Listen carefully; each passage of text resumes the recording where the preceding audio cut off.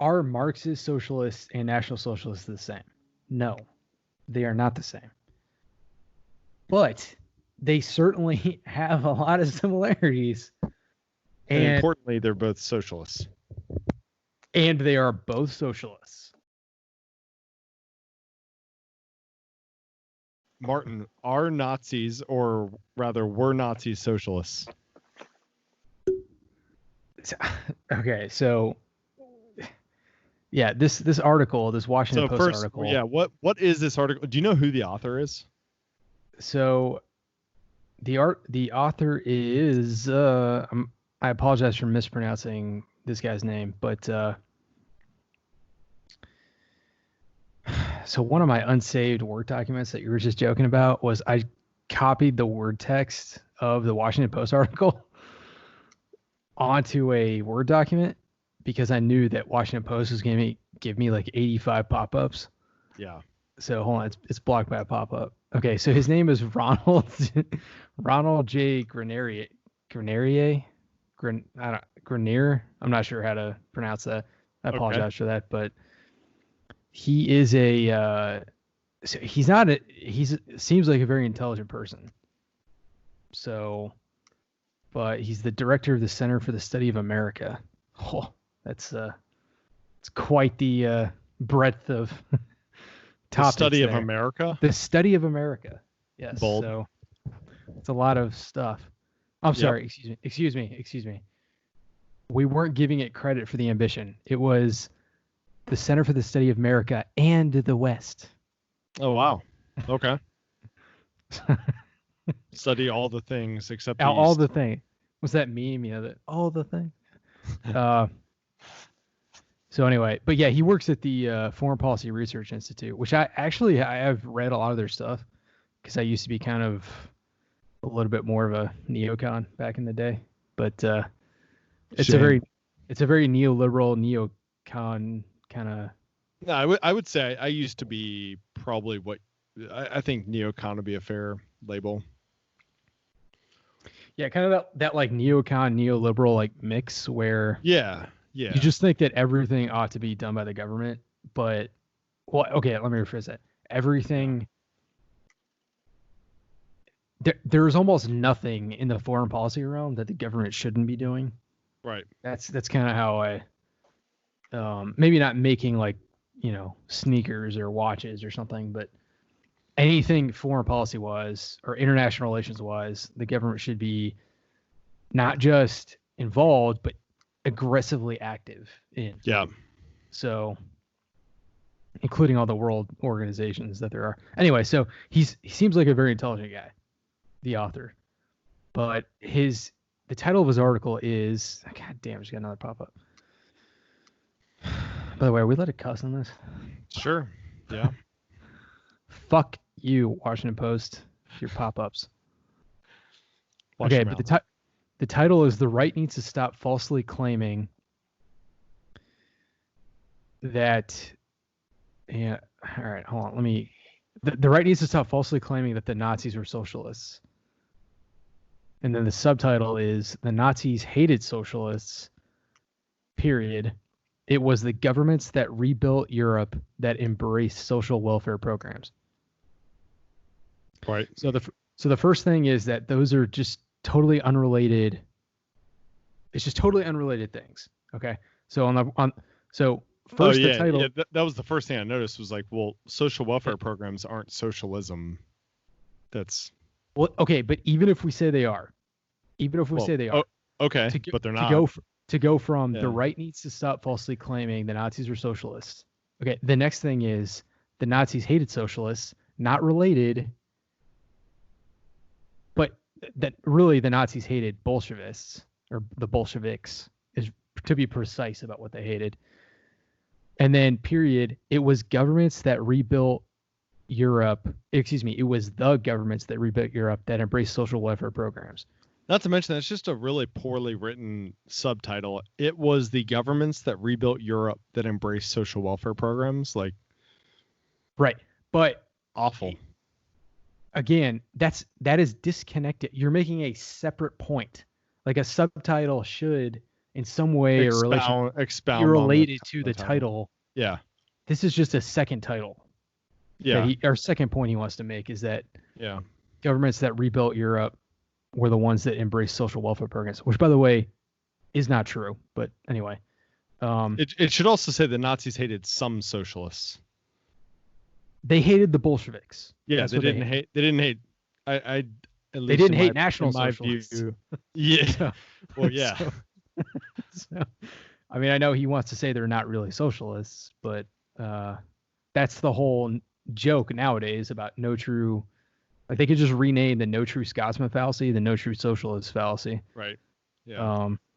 Okay, the first paragraph is basically. It's basically just you're calling your opponent stupid. That's what the first paragraph is.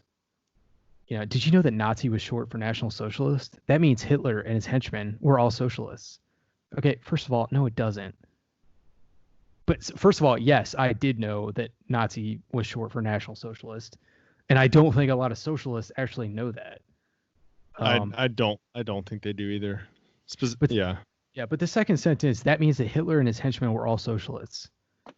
Well, I mean, there's a lot of people in the Nazi Party that were opportunists. Yeah, just like there was a lot of people in the Communist Party that were opportunists. Yeah. So he's immediately trying to straw man and just make us all look stupid. Bernie Sanders calls himself a socialist too. That means Bernie Sanders and his supporters are the same as Nazis, doesn't it? Sure. Well, no, it doesn't mean they're the same. And so here, to get what you were talking about earlier, like the way I would characterize the part of the reason why Nazis and communists hate each other so much is precisely because they're similar. And you can see this in certain things, like why do Red Sox and Yankees fans, like why do they hate each other so much? You know, why do Dodgers and Giants fans hate each other so much? You know, why do Bears and Packers fans hate each other so much? Well, it's precisely because they're similar. Like, I'm sure if I had a Red Sox and Yankees fan, they'd be like, oh, we're totally different. But they're both elite Major League Baseball franchises, historical Major League Baseball franchises from the Northeast. Right. Like, it's precisely the extent to which they're similar. Like, does a Yankees fan hate the Buffalo Bills? Probably not, because it's a different sport, number one. Number two, it's like tangential.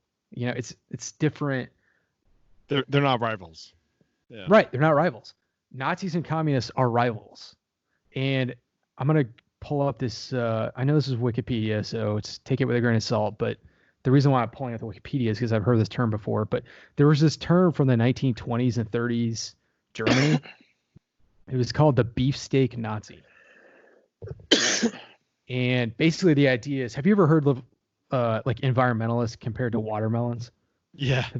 So it's green on the outside, red on the inside. Green on the outside, yeah. Red on the inside. Okay. Yeah. That's what they mean by beefsteak Nazi. Brown on the outside, red on the inside. Brown on the outside, red on the inside. So there was this term called beefsteak Nazi. And basically what it comes down to is the Nazis and communists were recruiting the same type of person, which is a young, like 20s. Authoritarian. Right. Somebody who's young, pissed off, violent, hates the system, and wants to go bash things. Yeah. They are recruiting from the same type of people. And that's where this term came from, which is basically people were noticing, hey, we have a lot of people in the Sturmabteilung, which is the SA, and then eventually the same thing, the SS, that were actually former communists. And what these people were doing was when the communists lost authority and power and the Nazis started to rise and Hitler became the chancellor, people just jumped ship from one totalitarian boat to the other totalitarian boat. And so people were noticing that phenomenon, and that's where that term came from, the beefsteak Nazi. Okay, and so you have to kind of like ask yourself the question, okay, if they are literally polar opposites, like we look at like a left and right spectrum, how could you jump ship so far? Yeah, unless you want to apply horseshoe theory. Okay, so but horseshoe theory is acknowledging the phenomenon that they're actually not very far apart. Yeah. Yeah, So it's not a line. It's a almost a circle. right. No. So this is horseshoe theory, personified in a different term, beefsteak Nazi. So That's I'm pretty going to go fun. back. Yeah, I'd never So heard that before. Yeah, I'm going to go back to the article here, but the second paragraph, and I don't want to read the whole thing, but basically the author he's basically saying that, again, this is another one where I'm trying to make my opponents look stupid. So the connection of making, I'm going to go back up a little bit before that. Anyone who has been on Twitter has noticed that conservatives, and here, this is the quote, seeking to escape the fascist and Nazi labels tossed at them by leftist critics, have turned the tables. And when I first read that, I was like, okay, is he going to acknowledge that people on the left have been just calling people Nazi for like unjustified reasons this whole time? And the answer is no. And the answer is no. He is not going to acknowledge that. His whole article is going to be, no, you need to stop calling us Nazis because you're the real Nazi. But we're gonna keep calling you Nazis. But we're gonna keep calling you Nazi. Yeah, that's his whole. Like I said, throughout this article, he bends over backwards to like attempt to delineate the difference between socialist, like Marxist socialist and Nazi.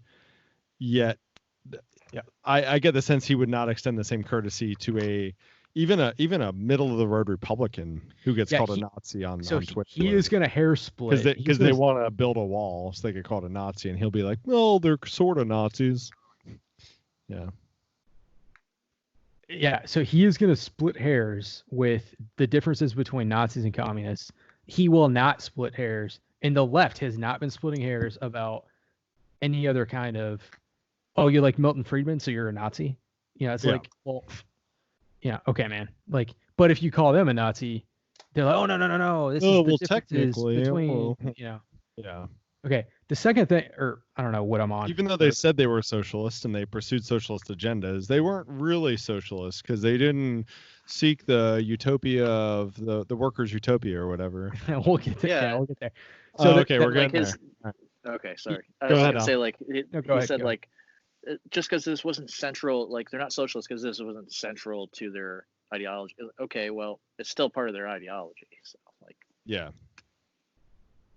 but totally the other thing that's like noticeably absent from the beginning of this article, and the reason why I say noticeably, is because this guy is a director of an institute at the Foreign Policy Research Institute, so he's an academic.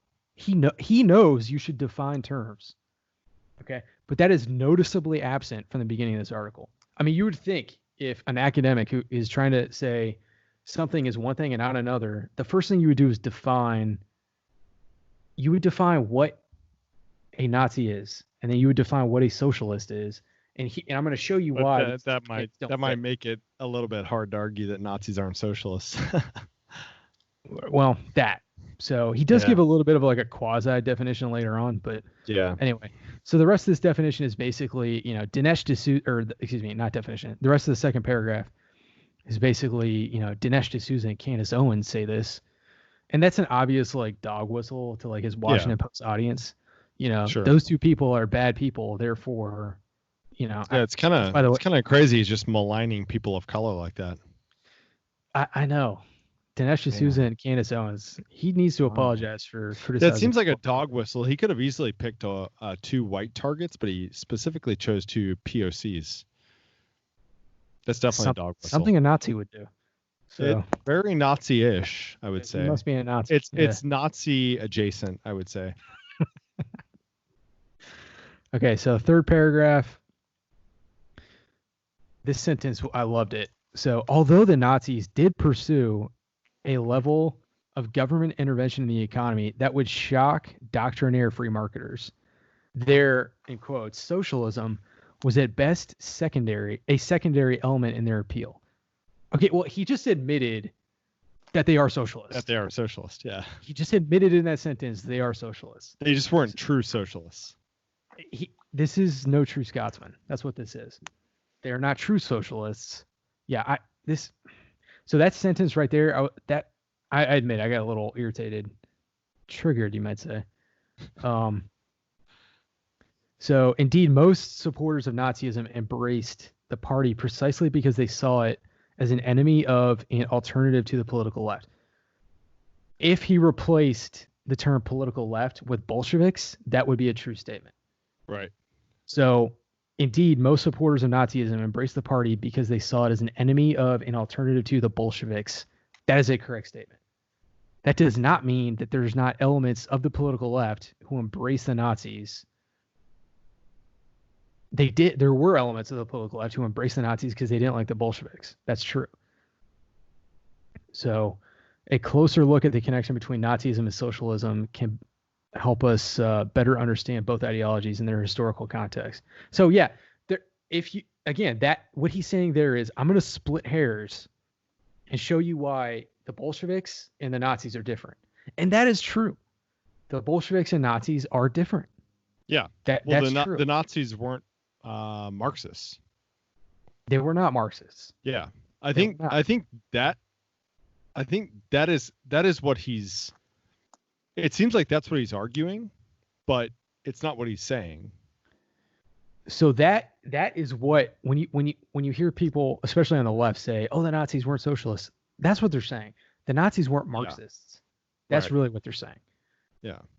So now you define terms, though, which I think most of us would say the definition of socialism is the government or collective ownership of the means of production, versus capitalism would be the private or voluntary ownership of the means of production. If you use those two definitions, the Nazis are absolutely socialists. Yeah, 100%. I mean, Volkswagen. What is Volkswagen? Like, right. And so I'm going to pull up another article here. So I think I've mentioned this in our group chat before, but so you heard the term privatization before, and that term was actually invented in the 1930s to describe what the Nazis were doing with respect to a lot of government assets. And a lot of people don't understand that what the authors of this Economist article were trying to differentiate was that, and this term is a bad term, but still, when you understand what they were saying, it's like, oh, okay, I get what they were saying. The problem is when you hear the term privatization, immediately people think, I'm taking government-owned assets and I'm selling it off to private individuals. I'm making things more capitalist, which is not what the Nazis were doing in the 1930s. So here's an article on JSTOR. It's not the original Economist article, but still. So so the Nazis sold off, which is, again, not really true, but it sort of is true. But I'll talk about why it's sort of not true in here in a second. But the Nazis sold off public ownership in steel mining, banking, shipyards, ship lines, and railways. So this is stuff that was owned by the old Weimar Republic government. The Nazis sold it off. However, they did so, and even this author recognizes this, within a framework of increasing state control of the whole economy through regulation and political interference. Uncooperative industrialists, like the head of the Junkers aircraft company, were removed from their positions. So the idea, the idea here was what they were doing was taking stuff that was owned by the Weimar Republic government, selling it to Nazi Party members. And they were using that money to help rearm or support the Nazi Party. And then also transferring the asset away from the old Prussian aristocratic bureaucracy to Nazi Party members. Okay. So does that make sense what I'm saying? So at the same time, government proxy owned business instead of just straight government owned. So they're taking a government owned business. And by the way, it's owned by a different bureaucracy than the Nazi Party. It's owned by old bureaucrats that were in the Weimar Republic in the pre-Weimar Republic Prussian kingdom. Okay, so those bureaucrats, they're taking it from them. They are, air quotes, selling that asset to a Nazi Party member. So when they say that the head of the Junkers aircraft company was removed from their position, they removed the head of the Junkers aircraft company and put a Nazi in that position. Right. Because he paid the Nazi party. So basically what they're doing is they're taking stuff from bureaucrats they don't control, giving it to Nazi party members they do control, and the Nazi party members are making a donation to the Nazi party. That's what they're doing. This is not privatization in the sense of what people. It's not like they're selling it to the highest bidder, right? That's the difference you're. No, you got to be a Nazi or somebody that Hitler knows he can control, which is basically sort of the same thing. Yeah, and whoever they're selling it to is going to do exactly what the government asked them to. It's government controlled. It's just not government owned, and it's like a proxy business. Like I'm going to give So it's. And there is a Hitler quote. I can't remember if it's from Mein Kampf, but he says something to the effect of, I don't care about socializing the means of production because I'm going to socialize the individual. So basically, I'm going to have control over everyone. I don't care if their name is on the title because I control them. So it doesn't matter. So is that an argument for or against the fact that Nazis were socialist? Because that sounds like a anti-socialist argument, doesn't it? So when he's saying I'm socializing the individual, he's saying I'm taking the individual and I am controlling every single one of them. Yeah. So I don't need to do what the Bolsheviks did, which is seize the farm and turn it into a collective farm. I'm going to control everybody, or I'm going to control the heads of the Junkers aircraft company. They're going to do what I say. So what's the difference? Yeah. Okay. So now I understand if you want to split hairs, that's fine. If you think the Marxist model is better, that's fine. If you think that the government, the Soviet Commissar should own it, and we should remove all these distinctions, and there shouldn't be a air quotes private owner who's also a Nazi party member who reports to Hitler anyway, but all of them should be under the literal government bureaucracy. That's fine. Make that argument, but don't sit here and tell me that that's not socialist, that he's not controlling the means of production, and that is privatization in the way that people think the term privatization means. That's not what the term privatization means in today's, colloquial meaning of the term. It's not selling off assets. I think people would, when people hear privatization, they think taking a national park and selling it off for mining rights or whatever. To somebody who's not controlled by the government. Yeah, to some private company. I think that's what people think when they think privatization.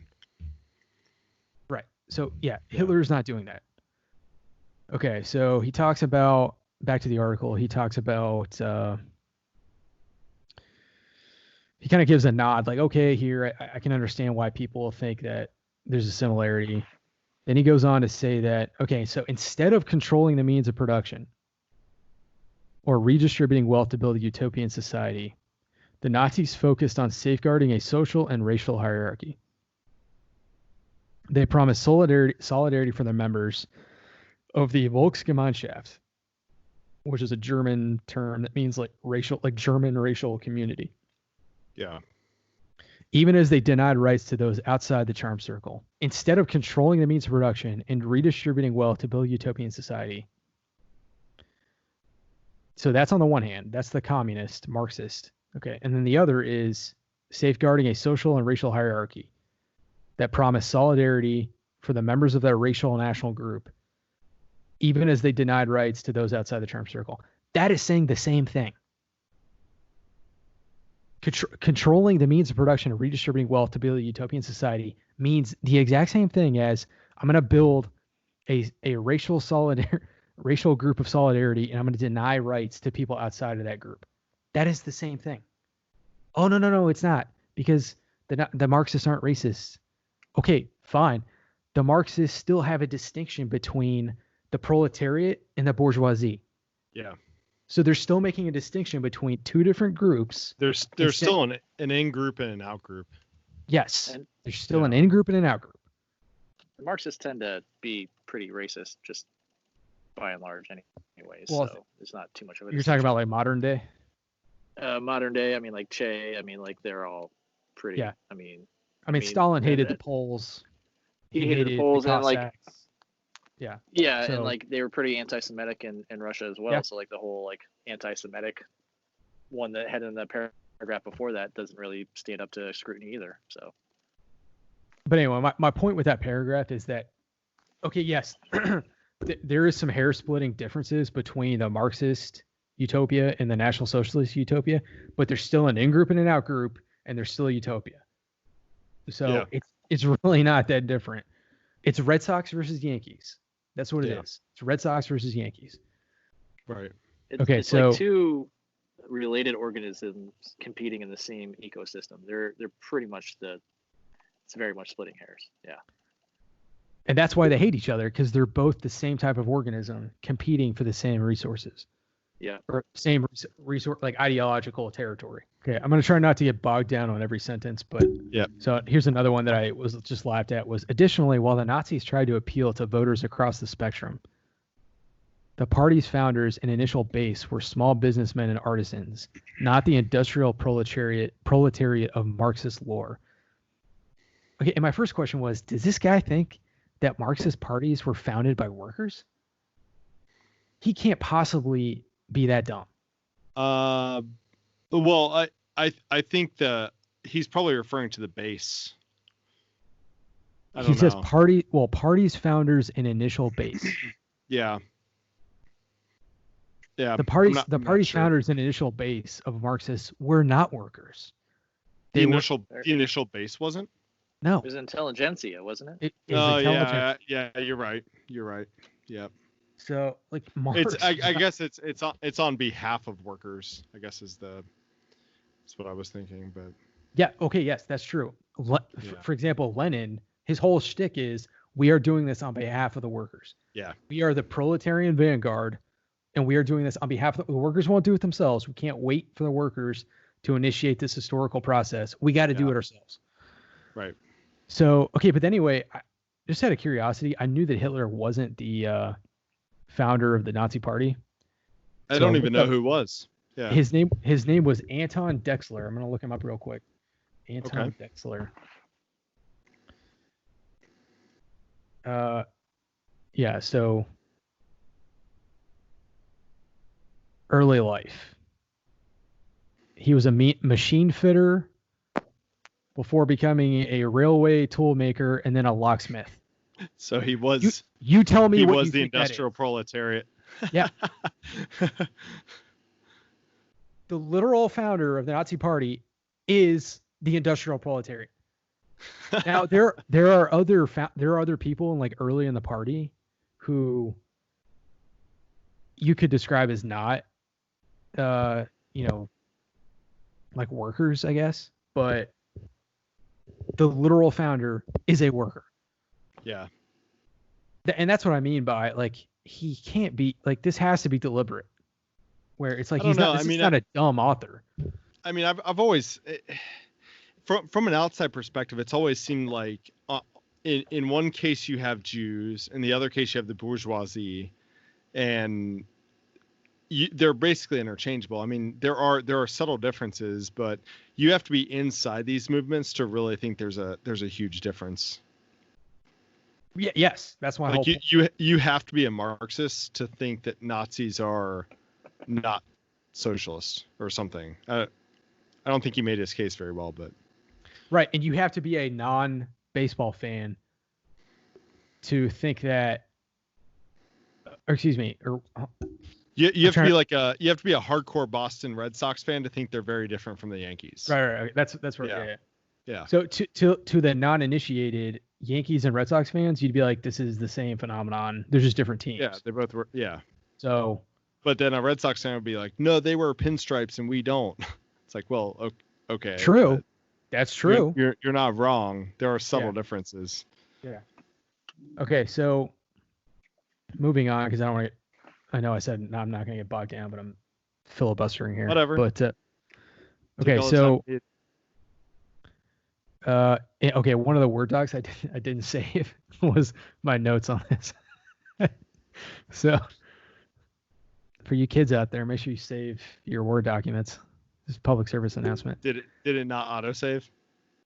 I don't want to open it because I had other more important stuff, and I don't want to accidentally screw it up. But Yeah. Okay, I'm gonna skip that paragraph.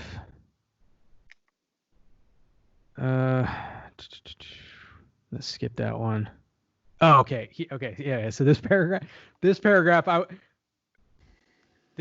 I almost flipped the desk because I was just like, "Are you fucking kidding me?" Okay. Unlike much of the European left, many conservatives proved willing to work with Nazis, something they later regretted, an association that tainted post-war European conservatism. I was about ready to flip the fucking desk. I was like, are you really not going to mention the Molotov-Ribbentrop Pact? You want to talk about conservatives working with Nazis? How about the motherfucking Soviet Union cooperating with Nazis to invade Poland? I was triggered, bro. Like, I was fucking triggered. I'm like, yes, there were conservatives in Germany who were opportunists, most notably the conservative Prussians in the higher echelons of the Wehrmacht. They were definitely opportunists, and they definitely tainted themselves by working with the Nazis. True. To be fair to them, though, in the mid 1930s, it wasn't obvious what was going to come out of the Nazi Party. Like, they didn't know that the Nazis were going to kill 6 million Jews. Nobody knew that. So, well, besides the fact that he wrote that he wanted to do that in Mein Kampf. But yeah, besides that. Yeah. So, I mean, that's fair. But I bet if you went back and asked people, I don't think they knew that was actually going to happen. I don't think they did. I could be wrong. But... Well, I'll tell you when they did know. They knew in the fall and winter of 1939 and 1940. Sure. When the Nazis were sending Einsatzgruppen into Poland and slaughtering people en masse. And the reason why we know that is because there are actual memos written by Wehrmacht officers complaining about this. Yeah. They actually complained, like, hey, these SS Einsatzgruppen are slaughtering people wholesale. Like, we need to stop this. Right. And then the higher echelon of the Wehrmacht basically going, just turn the other way. Like, don't do anything about it. Just, to be fair to the artist, he did cover the... So he's going to cover the Molotov-Ribbentrop Pact later. Yes. Yeah. But what I'm saying is, when I read this paragraph, I was like, are you fucking kidding me? You're going to say conservatives cooperated with the Nazis to their shame in the post-war environment. And you're not going to mention that the Marxist regime. So I was triggered as fuck. But yeah, you're right. True. A couple paragraphs later, he does mention, and he's going to special plead like a motherfucker in that paragraph. It's two paragraphs down. Yeah. Right. So. But that was a marriage of convenience. Yeah, that was just a marriage of convenience. Yeah. They didn't get along. I mean, of course. I mean, wouldn't you do marriages of convenience? That doesn't make you oh my fucking. So when conservatives work with the Nazis, that's something they regret, and they're tainted by it in the post-war environment. Not to mention, when the Marxists do it, well, I mean, it's just a marriage of convenience. I mean, what are you gonna do? So he also says later, when he talks about the marriage of convenience between Hitler and Stalin, he also says, indeed, the two sides eventually fought a genocidal war against each other. You know who else fought a war against each other? European conservatives and Nazis. Yes. But he didn't mention that. They tried to assassinate his ass multiple times. Well, you're talking about German conservatives. He didn't say German conservatives. He said European conservatives, which really expands that out quite a bit. True. I guess I was. Yeah, you're right. In my head, I was thinking German conservatives, but you're right. European conservatives. Yeah. Okay. Yeah. They literally tried to assassinate his ass because they were like, "Oh shit, this is getting out of hand. We got to stop this guy." Yeah. I mean, I just don't like, I get it. If you're a socialist, you don't want to be associated with Nazis. I get it. But how do you write two paragraphs separate? It's fucking two paragraphs. And you have totally different what he needs to argue is what I think. I mean, I don't know if this would convince anybody, but I think the more convincing argument would be yeah, but they weren't Marxists. We're Marxists. They weren't Marxists. Because I wouldn't defend any capitalist just because a regime is capitalist doesn't mean that I would defend it.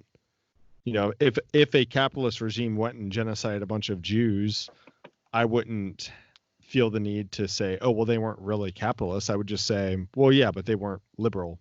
They weren't Western. They weren't, any number of things. But to argue that the Nazis weren't socialists to try to preserve your pride in your label of being a socialist is just seems foolish. And we don't do that for like other labels. Like Hitler also believed the Earth was round. Does that mean like flat earthers are onto something just because like they don't believe something the Nazis believe? Like, yeah, there's lots of the best one is that Hitler was also a teetotaler and a vegan. Was he? So, yes. He was a vegan? Yeah. Yeah. I knew I didn't like Hitler. That's the straw that broke the camel's back. All the Jew stuff is, it's neither here nor there, but vegan. Yeah. He was against smoking. He was against drinking. He was a vegetarian or just vegan like vegetarian. Donald Trump. No, I'm just kidding. Yeah, true. That is true. Donald Trump does not drink alcohol. He's against smoking and drinking, but he used to take a shit ton of opiates. So there's that. Yeah, I've heard that. Yeah. Yeah, and he had really bad flatulence. So. You know who else took drugs? The Nazi army, Blitzkrieg. They did. Methamphetamine. They did. Wow. So the plot thickens. Okay. Anyway, so yeah, we talked about another point I wanted to make, which was his special pleading about the fucking actual socialists. Yeah, doing it's just a marriage of convenience. Oh yeah, it wasn't ideological or anything. In fact, they fought a war later. The European conservatives definitely didn't fight a war with Hitler called World War II or anything like that. No, not at all. Oh my God. Anyway, so I know that triggered the hell out of me. Okay, so he gets to the part about Hayek. Yeah. And here, Hayek, a staunch free marketeer. Okay, first of all, I mean, wait, where? I'm sorry, where? I see. I had the paragraphs. Austrian economist and future Nobel laureate Friedrich von Hayek. A staunch free marketeer. Okay, first of all, like, if you're being honest and trying to like not strawman somebody, you shouldn't use words like staunch and marketeer. Staunch is not a normal word that people use in like everyday conversation. Nobody says staunch. No. Like it's obviously trying to connote a inflexible, unreasonableness to his approach. And then marketeer, nobody says marketeer. Like obviously you're trying to connote to musketeer and violence or just make it sound goofy. Marketeer. Yeah. So anyway, Hayek warned that any government intervention in the market eroded freedom, eventually leading to some form of dictatorship. So that's sort of what Hayek is saying, but he mischaracterizes Hayek in a big way down later. Okay, here it is. Yeah. So he reinforces the idea that the welfare state is a gateway drug to genocide. Wrong. That is not what Hayek says. Hayek says central planning is the gateway drug to genocide. Because central planning is the idea of Hayek's main thesis is that basically if you value the rights of the individual less than the collective, and you think that a group of government, whatever term you want to use, politicians, bureaucrats, leaders, insert the least, negative word you can in there, the most neutral term, government planners. If you think they can centrally plan society, that is a recipe for disaster. That's Hayek's big point. Yeah. Okay. It is not that welfare is a gateway drug to genocide. Okay. So in other words, if you had a private agency, like a charitable agency, like the Catholic Church or something, or a soup kitchen, or, you made a scholarship fund, he is not saying like a private scholarship fund that you solicited donations and they gave out scholarships or something. Yeah. That is not the road to genocide. That is not what Hayek is saying. And he tries to, in this article, say that basically Hayek is saying welfare states lead to genocide. Not what Hayek is saying. He's saying central planning leads to genocide. And central planning is a core function of Marxist socialism, and it is a core function of National Socialism. They centrally plan everything. And that's his point, which is if you allow people like Hitler to have total control over the economy, culture, politics, the military, everything, it's going to lead to bad results. He is not saying if you give $1,200 to, somebody because of a pandemic, that's going to lead to disaster. He's not saying that. So, yeah. So while these ideas make sense to free market purists, that's another one. Purist. Nobody uses that term. You're just trying to make the other side look stupid. History shows that it was the parties that arose in reaction to Nazi horrors that built such welfare states. So this is another point I wanted to point out, this paragraph, and I can't remember which number paragraph it is. It's the one that starts out with, but while these ideas make sense to free market purists. Yeah. So he's criticizing Hayek. He's saying that, look, it's history. History shows that it was the parties that developed after the Nazi horrors that built the welfare states. And so what he's trying to say is that basically Hayek's wrong, that welfare states don't lead to genocide, which is not what Hayek is saying, number one. Straw man. Number two, Hayek's book was written from 1940 to 1943. So Hayek is criticizing totalitarian ideologies that start to creep up. Well, he's criticizing progressive and totalitarian ideologies that believe in central planning in the 1920s and 30s. Hayek is not criticizing post-World War II welfare states. Not in that book anyway. So when he's saying it's the road to serfdom, he's not saying having universal health care is going to lead to genocide. Not what he's saying. Not to mention, genocide isn't a huge threat in most of the welfare states that you see. He says, the history shows that it was the parties that arose in reaction to the Nazi horrors that built such welfare states. I assume he's talking about like Eastern European or like the Scandinavian countries. Western European. Oh, Western? Well, Scandinavia too, but Western European. So the West Germany, Belgium, Netherlands, France, Britain, post-World War II. The good number of those states are like ethno-states. So yeah, genocide's not a huge threat in like Norway. Yeah. So well, let's not go down the Jared Holt route here. But what my point in saying this is that he's criticizing Hayek, saying that Hayek is saying that welfare states lead to genocide. When Hayek's book, first of all, says central planning leads to genocide. Second of all, Hayek is criticizing 1930s and 1920s ideology. He's not criticizing post-World War II ideology in his book because his book predates that. It was published in 1943 and 1944.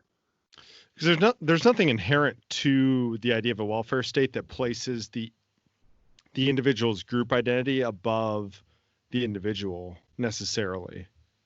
Not inherently, anyways. I think that's the real danger.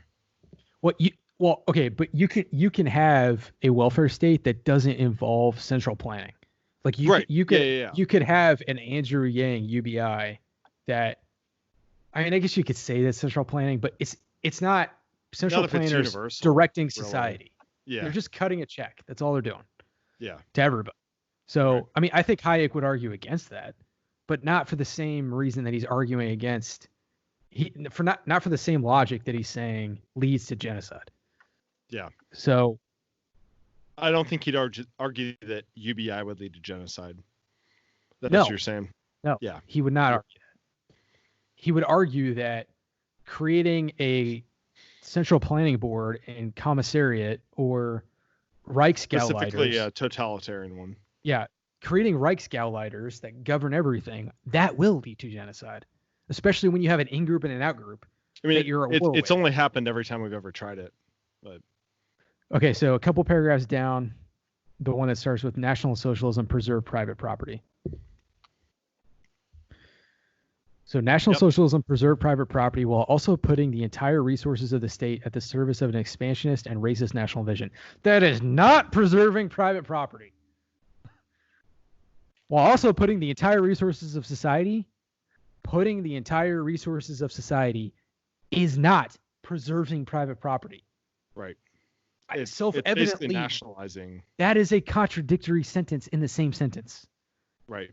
Because you can't put private property at the service of that just doesn't make sense. You cannot put the entire resources of society at the service of towards anything.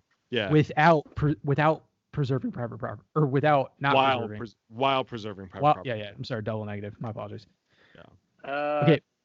Slight devil's advocate. What if everyone just followed that same vision the government put forth? No. So technically, you could. I understand the point because that's not what happened, but I'm just saying technically it's not a full contradiction. It's a contradiction to the fact of what happened and what was going on. So you're asking if every single person in Germany voluntarily entered into this project? I'm saying it's possible. It's not. It's not an outright contradiction. I think it's theoretically possible, maybe. Yeah, it's like, hey, we're the government. We think everyone should be racist and everyone should wear masks. Yeah, and stay at home. Just kidding. Okay, here's where I'm going to quibble. Would that be preserving private property? Or would that be, private property is going to do what I want it to do anyway. So that's what I'm useful. So he's not preserving. At that point, there wouldn't be an important distinction between private and public property if everybody's putting their private property into use towards the national vision. Yeah. So, right. So, okay. So there's one thing. The sentence is contradictory. The second thing, when I hear this, the National Social and Preserve Private Property, probably what they're referring to give them the benefit of the doubt, is they're referring to a lot of German citizens inside of Germany. They didn't do what the Bolsheviks did and seize farms and collectivize them to the same extent that the Nazis did. Okay. That is partially true. To the same extent that the Bolsheviks did. You mean? What did I say? Is that what you meant? You said that to the same extent the Nazis did. I think you meant the Bolsheviks, right? The Nazis didn't do it to the same extent that the Bolsheviks did. Right. Yeah, gotcha. Inside of Germany, with German citizens who were acquiescing to the Nazi Party's vision, or part of the Nazi Party's vision. Okay. So in that respect, what they're saying is slightly true. Okay.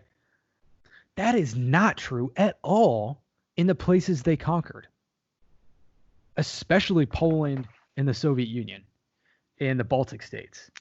They seized everything they wanted within their capability and used it for their own National Socialist purposes. So you can watch, I was watching this one documentary. This is a while ago, a couple years ago. Isn't that expected though, in a conquered country? Okay, it's not Germany though. Even if you're not preserving? Socialist. Okay. Read the sentence. Is that preserving private property?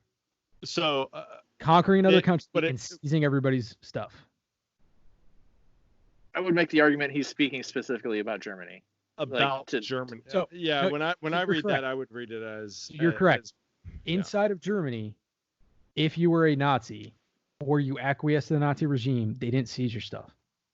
Because you were already doing what they wanted anyways. Yes. So why would they? If you were a Jew, if you were an opponent to the regime, or if you were, for example, the owner of the Junkers Aircraft Company, and you didn't do what they wanted, they fucking took it from you and they put you in a concentration camp.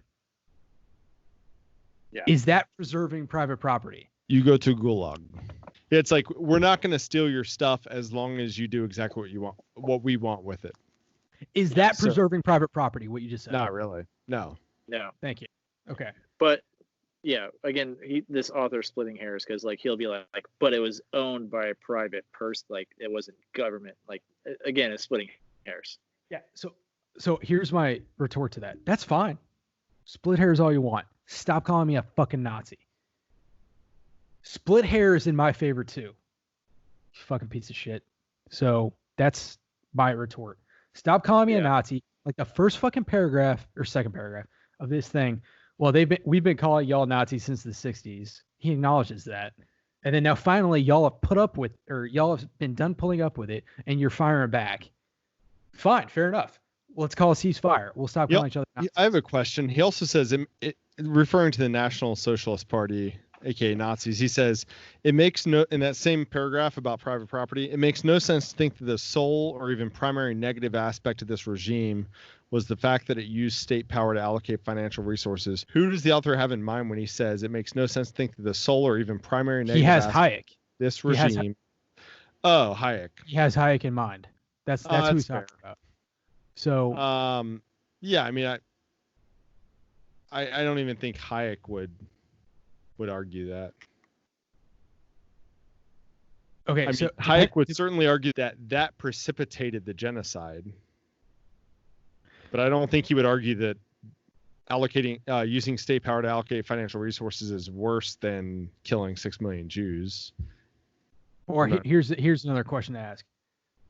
If I was creating a state for the purpose of the term he uses is the conquest and murderous subjugation of other people, and I was creating a state and I wanted to maximize its efficiency of the conquest and murderous subjugation of other peoples, yes or no question, would it be better for me to give that state the power to allocate financial resources or no? Yes. Thank you. That's Hayek's fucking point. So anyway, I think Hayek would argue that by depriving the state of that ability, you essentially neuter its ability to pursue these genocidal, conquests and murderous subjugation of other peoples, in the author's words. Yes. If you take Stalin or Hitler's power to allocate every financial resource in the country, if you take their power to distribute that or allocate it away, can they commit genocide in the way they did? No, they cannot. That's Hayek's point. So his whole point here about it makes little sense to suggest that using state power to allocate there's a weasel word right there. It makes sense. It makes as little sense to suggest that using state power to allocate some financial resources today will automatically result in. That is not Hayek's point. Hayek's point is all financial resources. I think that last sentence is not aimed at Hayek. It's aimed at conservatives who protest the state allocation of some financial resources, or the incremental creeping in of government control of resources. Right. So, okay, but the use of the word some there is precisely what Hayek is saying. Hayek is saying if you give them all, it is necessarily going to lead to catastrophic results. Okay, yeah, if you limit it, well, yes, that's going to limit the extent to which they can do. It's less catastrophic results, yeah. Yeah, that's Hayek's whole point. I like how he ends with historical gotcha threatens to reduce our political conversations to meaningless, and we should resist. You are doing the gotcha every time you call somebody a Nazi. This whole article is historical gotcha. It's incredible. I apologize for getting so triggered by this fucking article, but I felt like it was necessary to have this conversation because I want to point out his last sentence real quick before we wrap this up. Finding the proper balance of interests within a democratic political order depends on the measurement of results. Maybe. Not on the power of magic words to devalue competing ideas. I completely agree that the power of magic words to devalue competing ideas should be limited, which is why we should resist the temptation to call people, racist, sexist, homophobe, Nazi, et cetera, et cetera. Which is why his side needs to stop calling everyone a Nazi. To wrap it up, though. So, yes, our Are Marxist socialists and National Socialists the same? No, they are not the same. But they certainly have a lot of similarities. And importantly, they're both socialists. And they are both socialists. They are both versions of socialism. If you define socialism as the government or collective control of the means of production, if you define it that way, which then is they definitely are. What socialism is. Right. So they are not the same, but if you have a Venn diagram, there's significant overlap. Yeah, it's like 80% overlap. And if you want to say like, okay, I'm a Marxist socialist, I hate Nazi socialists, I get it, and I'm not saying you shouldn't. And it would be wrong to call you a Nazi. You're a commie, and you deserve a free helicopter ride. But you calling everyone else a Nazi is more incorrect than us calling you a Nazi. So that's my final point here. I have filibustered for too long. That was good. Get on to roll 5. So